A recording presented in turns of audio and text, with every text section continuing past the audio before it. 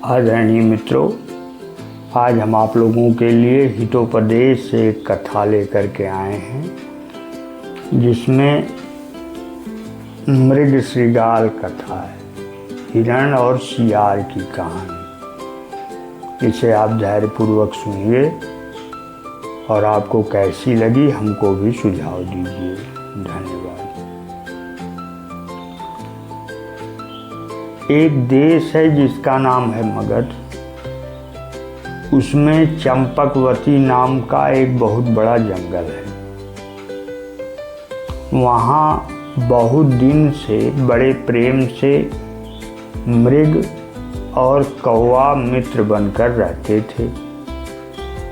एक दिन एक गीदड़ ने मृग को देखा और सोचा कि किस प्रकार इसका सुंदर मांस खाने को मिले, क्योंकि गीदड़ यानी श्रृगाल या सियार, क्योंकि श्रृगाल, गीदड़, सियार एक ही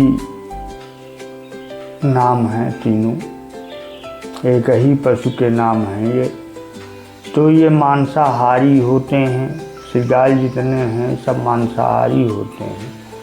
तो इसने जब हिरण को देखा, मृग को देखा, मृग माने भी हिरण ही होता है, तो हिरण को देखा तो उसे लगा कि इसका मांस तो खाना चाहिए।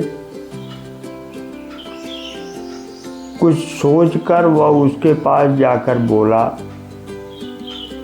मित्र, मैं वंशहीन होकर, यानी मेरे पास कोई संतान नहीं है, मृतक बन रहा हूँ, यानी मैं मरे हुए की तरह हो गया हूँ। इस समय तुम्हें मित्र पाकर पुनः जीवित हो रहा हूँ। मैं तुम्हारा सेवक बनकर रहूँगा। मृग ने कहा, ठीक है, कोई बात नहीं, हम लोग एक साथ रहेंगे, हम लोग मित्र हो जाएं। तब दोनों स्थान के पास आए, यानी गीदड़ को लेकर के मृग अपने निवास स्थान के पास पहुंचा जहां वह रहता था। वहां पहले से ही एक कौवा रहता था जिसका नाम था सुबुद्धि। सुबुद्धि नाम का वहां एक कौवा रहता था और वह मृग का बहुत दिन से मित्र था, यानी बहुत पुरानी दोस्ती थी उन दोनों में। उसने पूछा कि भाई यह कौन है, ये आप किसको लेकर के आए हो? तो हिरण ने बताया कि यह गीदड़ है, मुझसे मित्रता की इच्छा से आया है। तब कौवे ने कहा कि अकस्मात आए हुए व्यक्ति के साथ मित्रता करना उचित नहीं होता।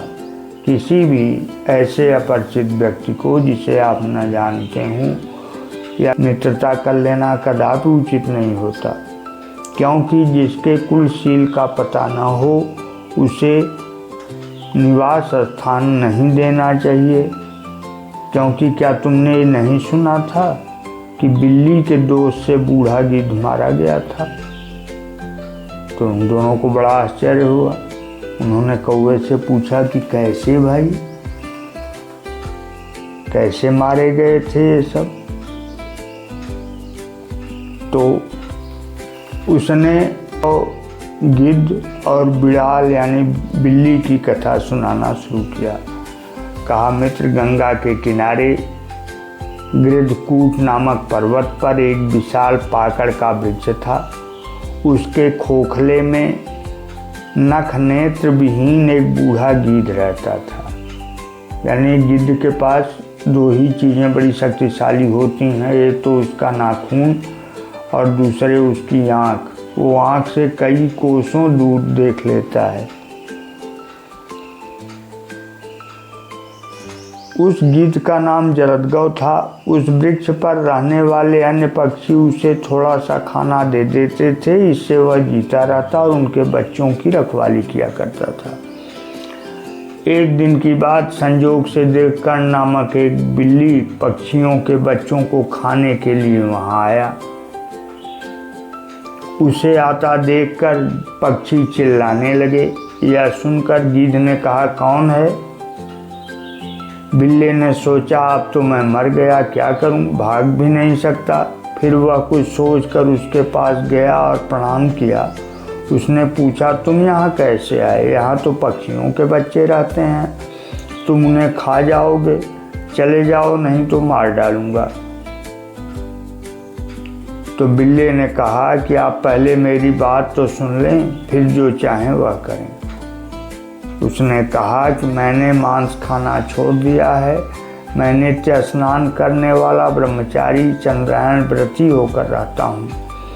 आप विद्वान हैं और वृद्ध हैं, आपसे मैं धर्मोपदेश सुनने आया हूँ। इस प्रकार वह उसे विश्वास दिलाकर वहाँ रहने लगा और पक्षियों के बच्चों को मारकर खाने लगा। जब पक्षियों ने खोज की तब बिल्ला तो निकलकर भाग गया, पर पक्षियों ने गीध के कोटर में मांस की हड्डियां पाकर निश्चय कर लिया कि इसी गीध ने ही उसके बच्चे को खा डाले हैं और उसे मार डाला। इसलिए मैं कहता हूँ कि किसी को भी अपना मित्र नहीं बनाना चाहिए और अपने निवास पर उसे नहीं ले आना चाहिए और किसी अपरिचित को स्थान नहीं देना चाहिए। तो सियार ने भी कहा कि अरे भाई, कमाल की बात आप कर रहे हैं, आप भी तो इसके साथ पहले आए होंगे तो अनजान ही रहे होंगे। तो मृग ने कहा, कोई बात नहीं, इसे भी रहने दो। इस प्रकार तीनों एक साथ रहने लगे। एक दिन गीदड़ ने मृग से कहा, मित्र, इस वन के एक भाग में एक हरा भरा धान का खेत है, मैं तुम्हें वहाँ ले चलता हूँ। मृग भी उसके साथ वहाँ जाकर धान खाने लगा। खेत के स्वामी ने वहाँ जाल लगा रखा था, वह मृग उसमें फंस गया। अब वो लगा चिल्लाने। फंसने के बाद उसने पहले गीदड़ से कहा कि तुम मेरे बंधन काट दो। गीदड़ ने कहा, अरे आज तो भाई रविवार है, आज तो मैं प्लास्टिक इत्यादि दांत की चीज़ें नहीं छूता हूँ, और वो भी दांतों से कैसे छूऊंगा। इन पासों का स्पर्श अपने दांतों से नहीं कर सकता क्योंकि ये मांस के बने हुए हैं। हाँ, कल प्रातः काल मैं आकर इन्हें निश्चित काट दूंगा, तुम बुरा मत मानना। ऐसा कहकर वह छिपकर वहीं बैठ गया। इतने में कौआ को चिंता हो गई कि हमारा एक साथी नहीं आया। वह भी खोजते खोजते वहाँ पर पहुँचा तो उसने देखा कि अरे, उसका मित्र तो जो मृग था वो इस प्रकार फंसा हुआ है, जाल में पड़ा हुआ है और मरे जैसा हो गया है एकदम। तो उसने पूछा कि भाई यह क्या हो गया, कैसे तुम ऐसे फंस गए? तो मृग ने कहा, मित्र की बात न मानने का यह फल भोग रहा हूँ। उसने पूछा, वह गीदड़ कहाँ है? उसने कहा, मेरे मांस का इच्छुक वह यहीं कहीं बैठा होगा।